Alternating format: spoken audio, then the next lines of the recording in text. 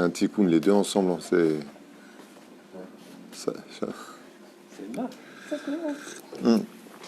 C'est incroyable. Tov, Boker Tov, Beshem Hashem Naseh V'Natzliach. שנזכה להגדיל תורה באמת, כל לשם שמיים לכבודו של הקדוש ברוך הוא השכינה הקדושה והטהורה, זכות התורה תריין עליכם ועלינו וכל עם ישראל. Aujourd'hui le 17, mardi 17 du mois de novembre, et le Aleph, on est Rosh Chodesh, qui se lève un Rosh Chodesh très spécial, un Rosh Chodesh qui renouvelle pas simplement le Mazal, mais comme vous l'avez vu dans les vidéos qui ont circulé, selon certains Parshanim, le grand Tzadikim Baruch Hashem, c'est comme un Yom Kippour aujourd'hui. Ashrei celui qui fera Teshuvah de tout son cœur, Be'ezrat Hashem Yitbarach. Tov, aujourd'hui on a dit donc le 17, Shiur pour, nous se raconte Elisabeth Atlan, à qui on souhaite tous les bonheurs du monde, spiritualité, matérialité, bracha, vatsacha, b'chma se'ader. On souhaitera en même temps une grande achlama meira pour tous les malades d'Israël. Amen. Ah ouais, il ne faut pas bouger sur cette chaise. Moratimi Sarat Alebat Efrat Miriam, Yanaï Ben Esther, David Ben Zara, Be'ezrat Hashem, Ekol Cholim V'cholot Israël V'chol Atar V'atar, Kamos Ben Emma. Fouach Elema, Votan Fouach Tagouf. Asher Jami Ben Moshe, Moshe Ben Asher Jami, mon frère notre ami Meir Soufan, à qui on soit une grande achlama meira, lui et sa femme Sarah Yekara, Bechol Am Israël, Bechol Atar Ve'atar. Vous savez, on parle souvent des cholim qui ont des problèmes de santé physique, mais je peux vous affirmer que dans mon travail et dans ce que je vois autour de moi, il y a énormément de gens qui sont en dépression, c'est incroyable. Des gens qui sont forts d'habitude, des gens qui vont bien. Il y a une espèce de dégringolade, et c'est marqué dans la Torah, c'est marqué noir sur blanc. Si vous ne faites pas Torah ou Mizot ou Maasim Tovim, vous deviendrez fou de ce que verront vos yeux. Ça veut dire, Adam égale les Shigaon, Pashut Meod, Shigaon les Gambre, mais Abed et Akivun. C'est Chaval. Zrat Hashem l'Ispalel Palehem, Shekem Kenisku l'Irfua Shlema, לאלף אלפי הבדלים, לעילוי נשמת כל מתי ישראל ובכללם שני בת פינג'ה, דניז שמחה בת לולה, ציפורה בת זיליגמן לוי, יהודה סינה בן אליוסייד, משה בן זרי, ג'רה גרוליק ופריין, השם הטוב שמשון בן שמעון. בעזרת השם, ברוך השם תנחנו בגן עדן, עליון וכל השוב עמם. C'est aussi la ascarade jeudi soir de Reuven Halimi, Asher Reuven Halimi. Allah Shalom Tov.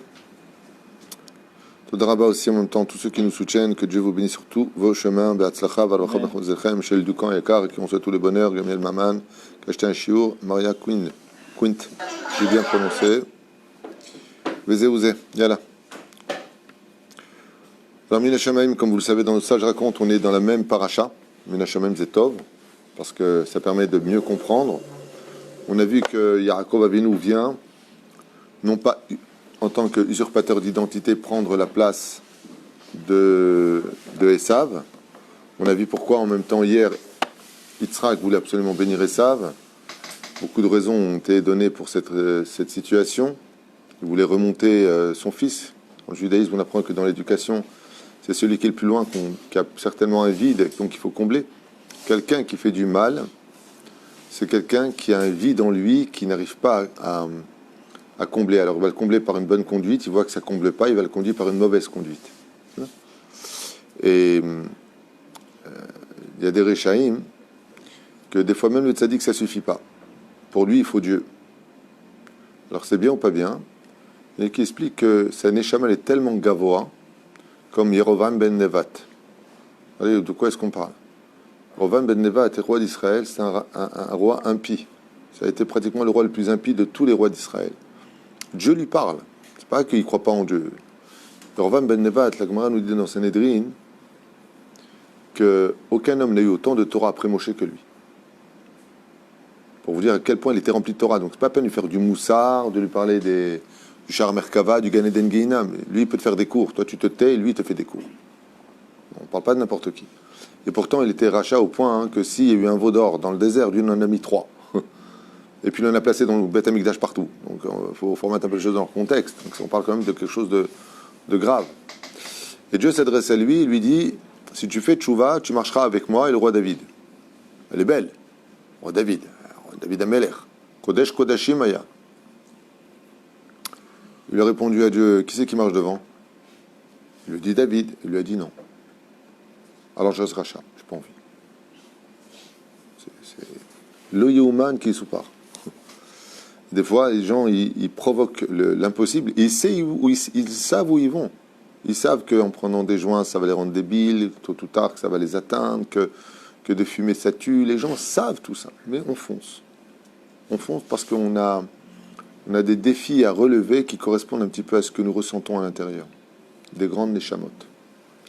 Shem Hazor, il vaut être une petite neshama en bonne santé et près de Dieu qu'une grande neshama débile et loin de Dieu. C'est qui ça? C'est le tien. D'accord. טוב, איפה הגענו? חשכו עיניו ליבו דפק, וחוזקה ברכת כשלו. Yaakov Avinu alav shalom, son père le touche. Dieu envoie tout de suite des anges, Michaël et Gabriel, soutenir Yaakov, c'est là qu'on s'est arrêté hier, et il lui dit, Yadaim yedei Esav, les mains sont bizarres, ce sont celles de Esav, et la voix c'est celle de Yaakov. Au Bekach Niba Yitzhak. Et qu'est-ce qui s'est passé au même moment où Yitzhak a touché les mains de Yaakov, qui était donc poilu, oui, il a eu une prophétie qui est venue à lui. Au Bekach Niba Yitzhak.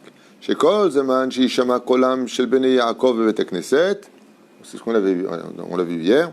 Tant qu'il y aura de la Torah, les mains de Esav ne pourront pas nous atteindre. Voilà, Midrash le dit noir sur blanc, même s'il y a beaucoup d'autres explications plus profondes que celle-ci. Et là, le Midrash nous livre quelque chose d'incroyable, incroyable. Et il nous dit, écoutez bien, c'est magnifique. Il dit, comment? Alors, on s'était arrêté que quand la voix de la Torah se fera entendre au sein du peuple d'Israël, la force de nos ennemis ne pourra pas nous atteindre. D'accord? Mais comment? Pourquoi? On va marquer pourquoi. Si, il y a marqué pourquoi. Il dit parce que la mélodie qui sort des Bate Midrashot, Bate Knesiot, des Talmudei Torah, sont en image, c'est comme le serpent qui se lève pour mordre, et tu lui joues de la flûte. Il est comme hypnotisé. Il dit les anges des nations du monde dans le ciel, quand ils entendent les voix de ceux qui étudient la Torah, comme ce matin vous étudiez la Torah, c'est des voix qui montent vers le ciel. Les anges, ils sont tellement jaloux de cette Torah, ils sont tellement amoureux de cette Torah. À quoi ça ressemble? C'est comme une mouche qui devait aller piquer quelqu'un et qui trouve du miel sur la route. Qu'est-ce qu'il fait? Il va d'abord se délecter de ce miel. Donc il arrête. C'est pas qu'il ne veut pas y aller. Il veut aller piquer une personne, mais il a trouvé mieux. Il a trouvé mieux pour se délecter. Et il va prendre le miel. Il dit, quand les nations du monde, elles entendent les voix d'Israël qui chantent la Torah, ils s'arrêtent net. C'est pas qu'ils veulent... Quand le processus... Ils se délectent de cette Torah. Comme si qu'ils voudraient lécher une glace. Ainsi, les nations du monde, on ne parle pas de sur terre, on parle dans le monde d'en haut, se délectent. Où est-ce qu'on a vu ça aussi, une fois pour toutes? Vous ne rappelez pas? Une armée entière de millions d'hommes. Quand l'ange Gabriel a ouvert le ciel et qu'ils ont entendu le chant des anges en l'honneur de Dieu. Les âmes des humains, donc on a vu que les anges sont un petit peu hypnotisés par la voix de la Torah, et on a vu que les humains peuvent sortir de leur corps, mourir, s'ils entendent le chant des anges en l'honneur de Dieu. D'accord? Sancheriv, roi de Hachour. Jash Israël Omrim. Et quel est le moment le plus incroyable qui bloque le plus les anges accusateurs? Dès qu'ils l'entendent, ils sont pétrifiés. La phrase la plus importante du judaïsme, Shema Israël Adonai Eloheinu Adonai Echad. À ce moment-là, il dit Af Malchei Asharet Shotkim Milomar Shira. Non simplement les anges accusateurs, mais en plus de cela, même les anges qui chantent en l'honneur de Dieu, dès qu'on dit Shema Israël, tout le monde s'arrête. Pour vous dire tellement cette phrase est kadosh et importante dans le ciel. Shema Israël Hashem Elokeinu Hashem Echad. Tellement cette phrase est importante. Mamtinim lahem. Et ils attendent tous les jours. C'est pour ça que d'ailleurs que le rabbi avait lancé avec le Rav Ovadia Yosef à l'époque, je peux vous rappeler, d'apprendre à nos enfants absolument à dire le matin et le soir Shema Israël. Et sachez que ça, selon la Kabbale, c'est l'arme la plus effroyable pour stopper les ennemis. Il n'y a pas plus important que cette phrase, de crier Shema Israël. Vous vous rappelez cette histoire avec la Première Guerre mondiale, les Prussiens, et donc avaient attaqué la France, enfin, c'était toute une guerre, c'était une guerre mondiale, quoi. C'était les pays d'Europe, l'Allemagne, tout le monde, les Viennes, tout le monde était mêlé. Et avant, c'était avec la baïonnette. Tu tirais, et après, tu fonçais avec la baïonnette. Et il y en a un comme ça qui prend son fusil, qui tire sur un soldat ennemi. Celui-ci tombe blessé à l'épaule, et il vient pour le finir avec la baïonnette. Au moment où il lève sa baïonnette pour le finir, il lève la main comme ça, il lui dit « Attends !» Donc ça va être, ce que tu vas me dire. Il lui a dit juste « Laisse-moi finir. » Shema Israël, Hachem Elokeinu. Et l'autre qui allait le poignarder, il lui a dit Hachem Ehad. Comme il forçait les jeunes de 16 ans, 15 ans à rentrer dans l'armée, il est formaté pour tuer. Eh bien, quand il a entendu le dire Shema Israël, Hachem Elokeinu, il lui a dit Hachem Ehad. Il a jeté son fusil par terre, il l'a soigné, il lui a retiré la balle, et ils ont réussi à se sauver. C'est la phrase, Bémet, qui unit le plus le peuple d'Israël. Cette phrase-là. Et on a d'autres exemples comme ça, où Esav vient pour nous attaquer, et Yaakov lui dit, fais gaffe, j'ai une arme. Qui s'appelle Ko. Ko tomrou ladoni le Esav. Ainsi, Ko. Ko, ça fait combien en Gematria 25. Combien de fois il lui dit Ko dans les deux versets? Dans le verset, pardon 2 fois. 2 fois il lui dit Ko. 25. Combien on a de lettres pour faire Shema Israël, Hashem Elokeinu, Hashem Echad? Comptez 25 lettres. Il lui dit ainsi, mais ainsi, à Kavana, tu diras à Esav que s'il vient nous attaquer, nous les Juifs, on a le Shema Israël. C'est-à-dire que la phrase que nos soldats doivent crier, si on est attaqué pour nous défendre, tous ensemble, c'est Shema Israël. Et pour vous dire encore un troisième exemple, comme ça je vous fais kiffer ce matin. Troisième exemple, pour ceux qui veulent apprendre, pour ceux qui veulent étudier. Il y a un ennemi qui connaissait parfaitement. Vous savez que nos ennemis étudient quel est le point faible du peuple d'Israël. Et lui, pour nous empêcher de gagner et nous aveugler dans notre émouna, qu'est-ce qu'il faisait? Dès qu'on faisait le Shema Israël, il hurlait, c'était Goliath. Il regardait à quelle heure les Juifs faisaient le Shema Israël le matin et le soir, et pendant 40 jours, au même moment où on faisait le Shema Israël, il hurlait, et il faisait un boucan pas possible pour montrer sa force physique, ce qui fait que les enfants d'Israël n'arrivaient pas à le faire. Et donc, personne n'osait l'affronter. Est venu le roi David, lui il est parti dans le temps, il fait Shema Israël, il rentre, qui c'est le Golgoth là? Qui? Ah, pas, coup de boule. Hop, circuit, rien à voir. J'ai pris la chaise qui fait le plus de bruit de toute la synagogue. Achad Yitzhak Matamim. Donc, et donc, qu'est-ce qui s'est passé? Je finis ça. Et pourquoi on dit Baruch Shem Kevod Malchuto Leolam Baed Abou Abbas? Pourquoi est-ce qu'on dit ça? On continue cette phrase. Vous avez remarqué dans le Shema Israël. Pourquoi on fait Shema Israël? Vous savez pourquoi? On met la main sur les yeux. Vous savez pourquoi? Parce que dès que tu fais Shema Israël, tu reçois la Shrina qui descend. Tu n'as pas le droit de l'avoir, donc tu te couvres les yeux. Dans la Hassidoute, pourquoi tu mets la main sur les yeux? Les Chachamim, ils nous disent, parce que le Shema Israël, c'est la lumière de l'obscurité. Donc tu obscurcis ta vue, parce que grâce au Shema Israël, tu trouves la lumière. C'est pour ça qu'une personne qui décède, on nous fait aussi le Kirat Shema. On pense qu'il rentre dans l'obscurité, mais grâce au Shema Israël, il retrouve tout de suite la lumière, il n'a pas peur. Quand on sait où on va, on n'a pas peur. On voit où on met les pieds. D'accord? Qu'est-ce qui se passe quand on fait Shema Israël? Nous on dit sur terre en tant que juif Shema Israël, Hashem Elokeinu, Hashem Echad. Mais qui c'est qui répond? Baruch, Shem Kevod Malchuto, c'est les anges. Alors toi ne le dis pas à voix haute, puisque c'est eux qui répondent. Si tu réponds à leur place, c'est pas bon. Mais on doit dire le verset. Alors dis-le, mais à voix basse. Vous saurez pourquoi on dit Baruch, pas attention, pas Baruch Shem, faire très attention à ça. Ah oui, oui. On dit pas Baruch Shem Kevod Malchuto Laved, surtout pas. On dit Baruch, on s'arrête.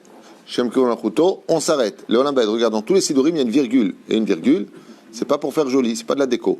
Ça veut dire arrête-toi. Et ça, c'est les anges qui le crient. Achal Yitzhak Matamim. Et Yitzhak, il a mangé maintenant le repas de Pessah, Bli'ainra. Matamim Asher Arvu Me'od Lecheko. Et étant donné qu'ils ont été préparés par une tzadéket, Baruch Hashem Yatzalo Arev Lecheko, extrêmement bon au palais.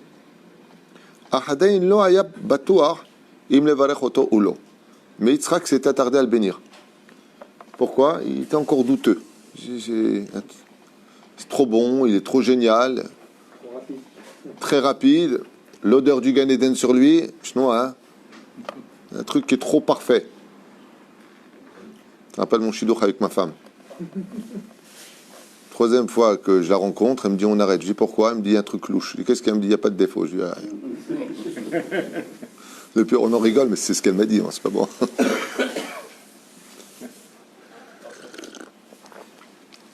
Ça paraît très orgueilleux d'entendre ça. J'ai plus rien, je vais vous raconter une anecdote, mais c'est ce qui s'est passé, il faut lui demander. Bon, après le mariage, elle a vu que j'étais pas si parfait que ça, mais. Amar, il n'était pas sûr de le bénir. Pourquoi d'après vous? C'est très inquiétant de voir que Yitzhak, il était encore douteux de le bénir. Si Chaz Veshalom, on comprend ça dans le pshat de ce que veut dire le verset, ça veut dire que c'est Yitzhak qui a béni. Donc qu'est-ce qui a mis un doute chez lui? La Shrina n'est pas encore, lui a pas dit OK. Et pourquoi d'après vous, la Shrina lui dit pas OK, t'as fini de manger, ton petit rot, allez hop, tu bénis. Lama. Parce que Dieu, il n'a pas peur. Dieu, il organise le temps. Si tout se serait passé trop vite, ça veut dire que même Dieu, il a peur que Esav y revienne. Non, prends ton temps, comme le Seder, c'est pas un voleur. Les voleurs, comment ils font? Ils prennent et ils se sauvent. Prends ton temps, fais ton rot, digère comme il faut, la route. Et alors qu'il vient Esav, il marche chez moi, qu'est-ce qu'il est Esav? Dieu lui dit, prends ton temps, kol beseder. Parce que sinon, comme ça s'est passé pour l'Égypte, quand on est sorti d'Égypte, à quelle heure on est sorti d'Égypte? À l'aube. Pourquoi Dieu nous a fait attendre? Si tu étais si pressé que ça, on part la nuit, à minuit. Il dit non, à minuit, ceux qui se sauvent à minuit, c'est les voleurs. Au matin, c'est les gens qui n'ont rien à se reprocher. Donc, là, on est parti, on a quitté l'Égypte à l'aube. Pourquoi? En plein jour. On est là et on n'a pas peur. Dieu est avec nous. Quand tu as Dieu avec toi, tu ne dois pas avoir peur de qui que ce soit, de quoi que ce soit. On apprend beaucoup de moussard dans le chose. Mishum shera beruach hakodesh mi ben ze yitzu. Ah, autre explication maintenant de Yitzhak Avinu. Shlobaya. Alors ça me fâche que je suis en train de lire. Qu'est-ce qu'il a vu beruach hakodesh? Il a fini son repas, Yitzhak. Ça dit qu'il est sodolam. Il vient pour le bénir, maintenant il est aveugle. Et il remet sa main en arrière. Pourquoi? Il dit, mais je vois qu'il y a des Réchaïm qui vont sortir de toi. Yerovam ben Nevat, Ken, Amelech Omri, Yoyakim, tous ces rois-là étaient Ahav, des Réchaïm. Il dit, oulala, Datan et Aviram, la tribu de Réhouven. Il a dit, oh, se calme. Qu'est-ce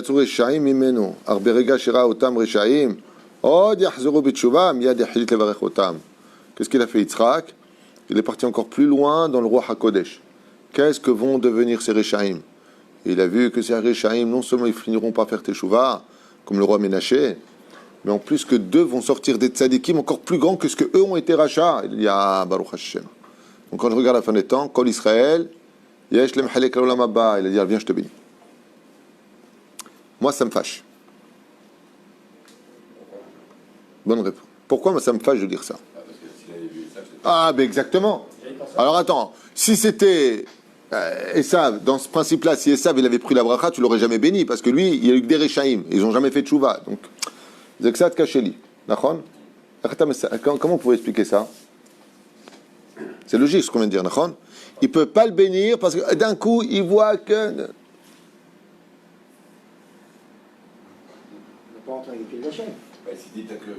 Alors dans ce cas, rentre pas du tout. Si il bénit Jacob, il ne peut pas avoir de Réchaïm, non? Mais c'est pas que c'est Jacob, c'est celle qui Jacob ne le bénit pas. T'es viré. Parce que c'était pour lui, ça. Hein? C'est la mitzvah qu'il a faite. Il a fait en sorte que Samuel le roi. Non. C'est une question importante. Tu lis ça, tu ne peux pas passer ça tranquillement. Il a vu de celui qui était en face de lui, qui prenait pour Esav, qu'il aurait des enfants, une descendance où il y aurait peut-être des Réchaïm. Ok? Il dit bon, c'est pas grave, je viens de voir qu'ils vont tous faire tchouva. Mais tu te manques de moi ou quoi? Si tu avais vu vraiment Esav en face de quoi, tu aurais fait quoi? Donc tu ne les aurais pas bénis. Mais il sait très bien qui est Esav. Ne prenez pas Yitzhak pour un idiot, il sait très bien qui est Esav. Alors pourquoi là il s'arrête? Al-Zeh Nehemar Gadol Yetzerara Minoso. Vous savez, un jour un père avait un fils, il s'appelait Brel. Brel, c'était son nom. Jacques. c'est son prénom, il est Brel. Jacques Brel. Brel, en tunisien, ça veut dire le teubé, le bête. Et vraiment, chaque fois qu'il demandait une chose, il ne comprenait rien, il faisait rien. Alors il ne lui demandait pas grand-chose. Voilà que le temps est passé. Et ce Brel est devenu Chacham Me'od, Me'od, Me'od. Il a complètement changé. Il est instruit, il parle super bien, il bégaye plus, il est comme un... Et puis voilà qu'il fait quelque chose de génial. Et le père, il regarde, il dit, c'est pas parfait, tu m'as déçu. Alors on va dire, maintenant, je ne comprends pas. Tu sais que lui, il n'était même pas capable de faire 1%. Regarde comment il a changé, regarde ce qu'il est capable de faire. Justement, il a tellement changé que ça, il aurait pu le faire. Esav, on sait qui il est. Mais là, celui qui est en face de moi, pour Yitzhak, c'est Esav. Mais comme il a pris la bracha, il a fait une sacrée échoua puisqu'ils sont le Gan Eden. Maintenant, tu n'es plus le même Esav. Alors attends, oh, puisque tu as atteint un niveau si élevé, depuis quand maintenant tu vas avoir des enfants qui sont rachats? La reine, Gadol et Sarah Menosso. Et ça, tu le vois dans l'éducation. Tu ne vas pas te comporter avec ton fils quand il a 2 ans, que quand il a 6 ans, que quand il a 10 ans, que quand il a 14 ans, que quand il a 18 ans, que quand il a 20 ans. Pour Yitzhak, Esav Gadal. Et tu apprends un klal. Des fois, quand tu as quelqu'un qui ne se conduit pas bien, alors tu as 2 options. Ou lui retirer tout ce qu'il a, le punir, tu vas tout me donner. Ou lui donner encore plus d'importance en lui disant, regarde, Chaval, tu ne mérites pas de te comporter comme quelqu'un de petit. Tu mérites mieux. Moi, j'ai confiance en toi, tiens, je te prête ma voiture. Et là, la personne de quoi tu me fais confiance, il y a 2 options. Ou tu vas le regretter à vie de lui avoir fait confiance, ou il va tout faire pour que tu gardes cette confiance. C'est 2 options. Et Yitzhak, il veut faire confiance ici à Esav. Pourquoi? C'est quand même une grande question. Pourquoi? Qu'est-ce que tu as vu chez cet animal humain qui ressemble à Capitaine Caverne, plein de poils comme ça, qui voit des gonzesses qui hurlent comme un loup et tout? Ouais. Qu'est-ce que tu as vu chez lui? Il y a un truc qui ne va pas. Qu'est-ce que tu as vu chez lui? Eh bien, vous allez comprendre. Les Chachamim, ils disent que quand Esav venait, Yitzhak Avinu alav shalom, il disait ça à chaque fois. Qu'est-ce qu'ils sont bons, tu as un parfum en toi, je ne sais pas qui c'est. Il s'appelle Rabbi Meir Balanes. Qu'est-ce qu'ils sont bons. C'est comme ça. Rabbi Akiva. Qu'est-ce qu'ils sont bons.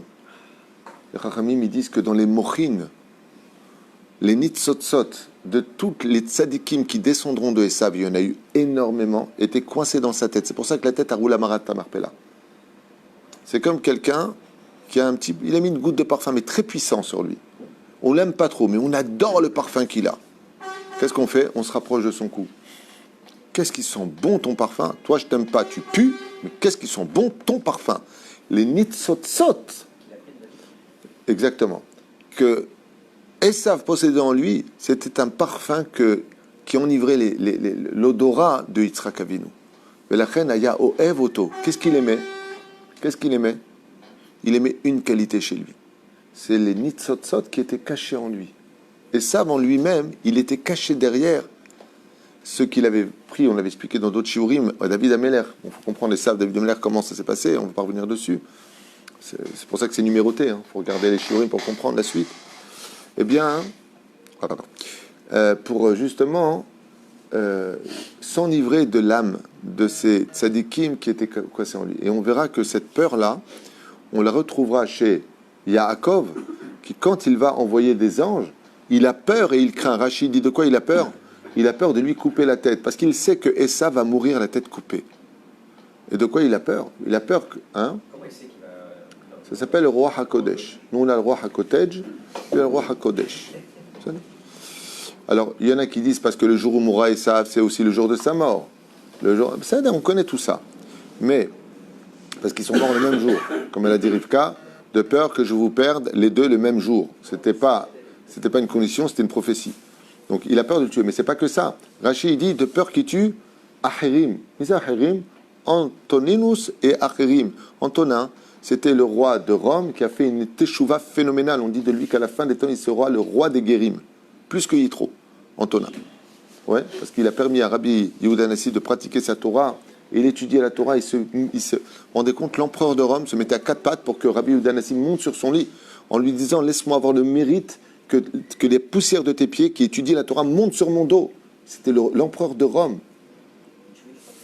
Et il s'est converti. Donc de quoi il a peur Yaakov? Il a dit « Mais si je tue maintenant moi Esav, je peux le tuer, coup de boule, uniquement assez pour. » Où est le problème pour Yaakov? C'est un tzaddik Esodolam, il prononce le nom de Dieu, il en fait une cacahuète. Et le problème, c'est que peut-être qu'il n'a pas encore tué, peut-être qu'il n'a pas encore, mis au monde l'enfant qui donnera la descendance de ces grands tzaddikim. En le tuant lui, je tue aussi tous les maîtres de la Torah orale, et ça, je ne peux pas me permettre. Même s'il y a Hitler qui sort derrière, même s'il y a Haman, même s'il y a... Ben, on a vu que Haman, pourquoi Dieu il a fait tarder à le faire venir au monde? Pourquoi à le faire tuer. Parce que la descendance de Haman seront les Dayanim de l'Ishkat Agazit. Ce sont eux qui vont apprendre la Torah plus tard. Dieu, il a un humour incroyable, mais incroyable. Il fait ce qu'il veut. Un jour, un homme, il fait ce qu'il veut, Dieu. Il est génial. Moi, j'adore Dieu. Enfin, il fait ce qu'il veut. Il doit être tunisien, la vérité. C'est un truc de fou. Un jour, un homme, il s'est pris une espèce d'écharde comme ça dans le doigt. Une grande écharde quand même. Il a réussi à la retirer. Il a dit aïe, aïe, aïe. Non, c'est très bien. Pourquoi? J'ai un truc coincé dans la dent. Il dit, tu veux quoi? Tu veux emmener une écharde dans le peuple d'Israël? Tu veux faire du mal à Israël? C'est avec ça qu'ils vont se curer les dents. Tu as voulu faire une potence pour pendre Mordechai, c'est elle qui va te pendre. Tu as voulu faire cesser la Torah en enchaînant tous les enfants du Talmud Torah. C'est ta descendance qui vont apprendre la Torah, mes enfants. Il est trop fort, Dieu. J'adore. On sent, il fait ce qu'il veut, mais en plus, il est fort. Tov. Donc voilà, on vient de voir ici, Shera, Otam, Rechaim, Yerzob, Retchua, Miyad, Echlit, Levarech, Otam. Qui c'est qui a encore hésité à faire ça? Où est-ce qu'on revoit cette même action? Avec Yaakov et les fils de Yosef, Ephraim et Menaché. Il vient pour les bénir, il s'arrête net. Oula, qu'est-ce qui se passe? Je vois des Rechaim qui viennent d'eux. Vous vous rendez compte quand même que Abraham, Yitzhak et Yaakov, ils voient la personne, elle est tzaddik, mais ils voient que de lui va descendre des Rechaim. Pas maintenant, ses enfants, ses petits-enfants. Dans des siècles et des siècles. Il dit, je ne sais pas si je vais te bénir. Vous vous rendez compte combien c'est important d'éduquer nos enfants dans la Torah? Vous savez, ce midrash-là, j'aurais pu le faire exactement à la montre, en 1 minute, lire et traduire. Et on aurait passé quelque chose qui est tellement en rapport avec nous. T'as vu, nous, Edze? Yitzhak, qui vient pour bénir, il dit, attends, qu'est-ce qu'il y a? Il dit, non, parce que dans 2000 ans, tu vas avoir un... Qu'est-ce que tu veux que j'y fasse, moi? Dans 2000 ans, j'ai un rachat. Qu'est-ce que tu veux que j'y fasse, moi, personnellement? Moi, je suis bien. Qu'est-ce que tu veux chez moi? Non, mais ma bracha, elle va traverser toutes les générations. Pourquoi il va en profiter, celui-là? Ah, Rachel Hazor B'Tchouva, je lui donne la bracha. Ken. On voit que Israël qui bénit Jacob et qu'après les attachés Jacob bénira. Après, dans la paracha, il va écrire pourquoi Abraham n'a pas béni Israël. Pourquoi Abraham n'a pas béni Yitzhak? Rachid qui me donne une réponse à cette question. Il dit parce que comme Abraham a vu Borach HaKodesh, que viendrait Esav des entrailles de Yitzhak, il a dit, moi je bénis pas, que Dieu s'en occupe.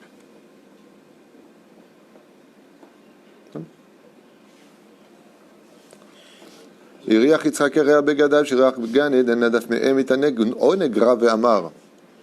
quand il sentait les habits de Yaakov Avinu, qui sentait l'odeur du Gan Eden, l'odeur qui se dégage de toi, mon fils, c'est comme celle du Gan Eden que Dieu a béni. Sam shete yadav al rosho bercho. Et de là on apprend, qu'est-ce qu'il a mis? Il a mis 2 mains sur la tête. On met pas une main, on met 2 mains sur la tête pour la bracha. Et qu'est-ce qu'il a dit? Waiten lecha elokim mital hashamayim mital mishal ma'ala she'bo atil hakadosh baruch hu.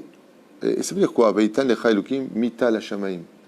Alors au niveau du pshat, je vous donne quand même un petit secret pour que vous sachiez que Dieu te donne la rosée. Mais excuse-moi, mais la rosée elle descend dans le monde entier, c'est pas qu'aux juifs. Non, je veux bien que le Sanché, c'était à nous une époque, mais jamais, il ne faut pas exagérer quand même. La rosée, ce n'est pas spécifique aux Juifs. La rosée est spécifique à l'étude de la Torah. C'est grâce à l'étude de la Torah, selon la Kabbale, que la rosée tombe dans le monde. Mais qu'est-ce que ça veut dire quand il dit « Va iten lecha ha'elokim » Si c'est une rosée qui tombe, si c'est quelque chose de bon pour nous, qu'est-ce qu'on aurait dû lire « Va iten lecha Hashem yudke vavke » Alors, on fait juste une petite parenthèse de l'étude pour comprendre profondément de quel bracha il s'agit ici. Vaiten lecha ha'elokim. Quand est-ce que viendra la Midat Hadin reprendre sa place originale quand la création du monde? À la fin des temps. Quand Dieu viendra régler les comptes, c'est Midat Hadin qui va se lever. Et qu'est-ce qu'il va faire Hachem? Vaiten lecha. Il va te donner le tal. Qu'est-ce que c'est ce tal? La rosée de la résurrection des morts. Et c'est pour ça que là-bas, on ne peut pas mettre Midat HaChesed. Qui va se relever à la résurrection des morts?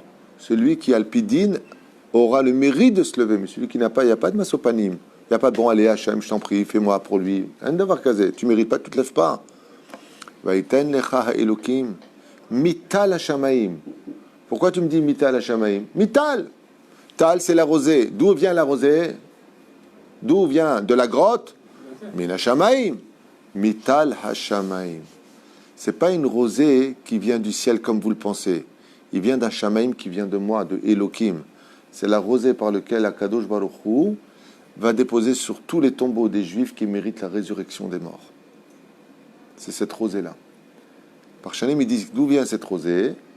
Il vient de l'époustillon de l'étude de la Torah.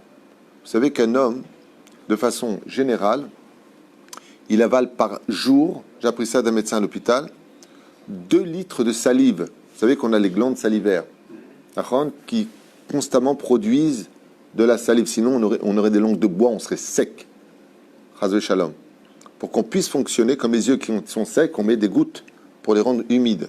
C'est comme de l'huile dans un rouage électrique, mécanique, pardon. Okay? On boit 2 litres par jour, on avale, si vous préférez, de salive. D'accord? Des glandes salivaires. Quand quelqu'un étudie la Torah et qui parle toute la journée, non seulement il postillonne, mais lui, il ravale entre 3 et 4 litres par jour. Parce que plus tu parles, et plus tu produis de la salive. Il dit, cette salive-là, c'est une image, bien sûr. Hein. C'est un mec dégueulasse, il met de la bave comme ça sur la tombe. Sois gentil. Garde ta bave là où elle est. Hein. C'est avec cette salive-là, c'est cette talle qui vient Bachamaïm. Pourquoi Bachamaïm? Il dit parce que quand on étudie la Torah, malheureusement, on ne le voit pas. Mais quand on étudie la Torah, chaque mot qui sort de notre bouche, elle va où? Bachamaïm. Et là, il nous dit, je renverrai quoi? Vaïten lecha elokim mital hashamaim. Ces paroles de Torah qui sont montées jusqu'au ciel redescendront sur terre. Et vous verrez le salaire. Et là, vous verrez le salaire de... Bon, je vais étudier, chérie, à tout à l'heure. Tu sais, ta petite heure d'étude. Comment tu vas pleurer de joie et combien on va pleurer de tristesse. Pourquoi tristesse? Chazal, il dit, tu vas pleurer de joie pour qu'une heure d'étude, combien de salaire Dieu va te donner, et de tristesse en disant, Ezek, si j'avais rajouté 1 heure. Comment on va pleurer pour ça? C'est comme quelqu'un, il ne connaît pas c'est quoi de l'or, et il ramasse une bourse d'or comme ça dans sa poche, il dit, bon, ça va, il part. Il arrive de l'autre côté, dans le monde de la réalité, et il voit qu'avec une pièce d'or, il peut acheter une maison. Il dit, ah, Mar, qu'est-ce que j'ai été bête, j'ai pris une poignée, je n'aurais pas dû prendre une caisse avec moi. Comme ça sont les mitzvot de la Torah. Toutes les mitzvot de la Torah. De venir étudier un peu plus, encore une halakha, une agada, un shiur de plus. Allez, tu as fini le Rav Twitou, tu vas chez le Rav un tel, tu vas chez le Rav un tel. Tilmat Torah, tu es dans la voiture, tu mets encore un shiur. Tu parles avec ton copain, dis-moi, comme hier soir, Mathieu, ma femme, on était ensemble, tous les soirs on s'efforce de manger en famille, et elle me pose une question sur une halakha du Netilat Yadayim. Alors je réponds, et l'autre il surenchère. On est resté 1 heure. 1 heure de Dvar Torah. Enfin, j'ai sorti les livres, j'ai montré les références. Celui qui est Mezalzel ben Netilat Yadayim, en lo halek l'olam haba. Carrément, oui. Celui qui est Mezalzel ben Netilat Yadayim. Matok. Comment? D'une seule chose, Matok. Kol Matok. Quel salaire, tout ça, pourquoi? Parce que ma femme posait une question. Elle prend le salaire de 1 heure de Dvar Torah. Tu veux savoir où c'est marqué dans la Liane? C'est marqué dans Pirkei des Rabbi Eliezer, dans la Tzabat, à la fin du livre. Noir sur blanc. Mais bon, vous avez dit quand même que Hachem a fait en sorte que tout le monde va y aller. À la fin, tout le monde aura le monde futur. Ça veut dire quoi? Il se réincarnera jusqu'à ce qu'il est. Vous savez, les Neshamot dans le monde d'en haut, quand elles doivent de redescendre, elles supplient Dieu de descendre dans une famille qui pratique le Shabbat, la Kashrut, la Nida, la totale. Et quand on est sur terre, on ne faut pas trop religieux. Top, je finis.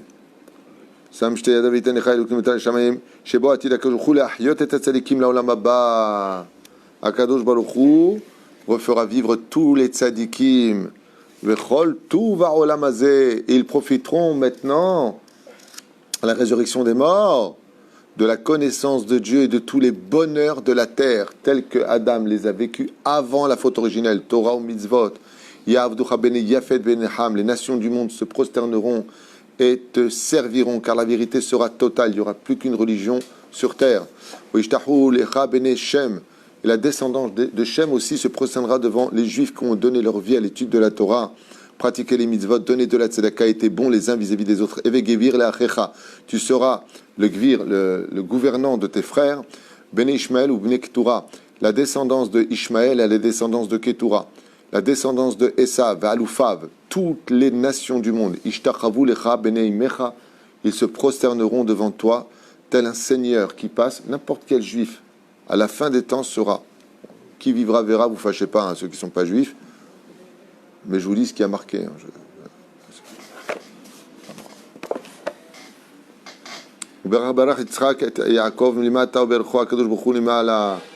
Et si vous regardez bien, dans le Shilouv, encore un chidouche incroyable qu'il nous livre ici, il dit, regarde ce qu'il a fait, Yitzhak, il a béni son fils sur le monde d'en bas. Vaitan lecha ha-elokim. Qu'est-ce qu'il donne? Ha-elokim. Il a mis les dieux. Pourquoi? Le Midrash il dit, car en réalité, Yitzhak a béni son fils pour tous les bienfaits de ce monde. Il a demandé de bénir.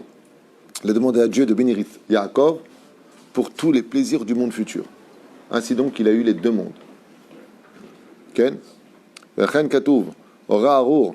Bilam arasha vechot bercha baruch. Moshe Rabbeinu alav shalom. Et tout celui qui te bénit sera béni, tout celui qui te maudit, Am Israël, sera maudit.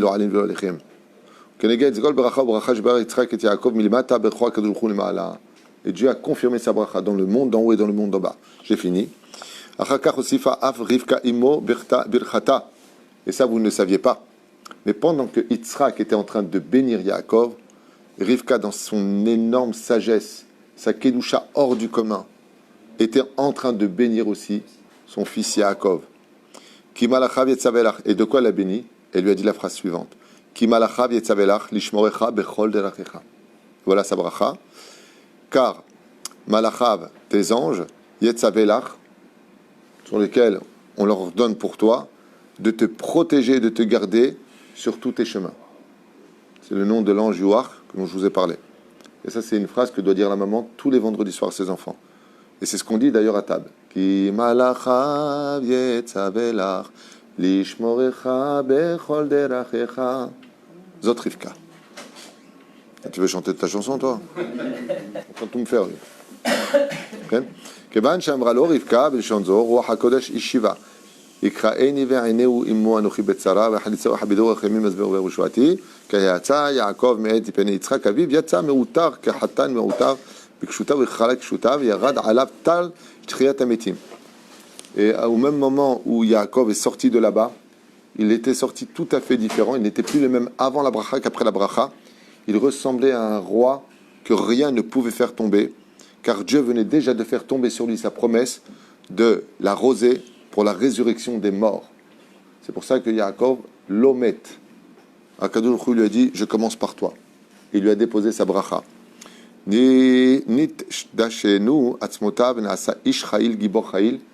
Et à ce moment-là précis, les os et le physique de Yaakov se sont renforcés au point qu'aucune force physique terrestre sur terre, ni un animal, ni aucun poids, devenait impossible pour lui. Akadosh Baruch Hu lui a dit, par le mérite de l'étude de la Torah, la bracha de tes parents sur toi, Atof Echliot, c'est-à-dire tunisien, Fechliot, Ish Cha'il. Ish Cha'il. Baruch Adonai Leolam, Amen, Amen. Israël, il a préparé la bracha ou c'est venu comme ça? Non, Roi HaKodesh. Ils n'ont pas donné la même chose à Israël. Non, il a viré ça. Non, ils n'ont pas donné la même chose. Yalla. Une grande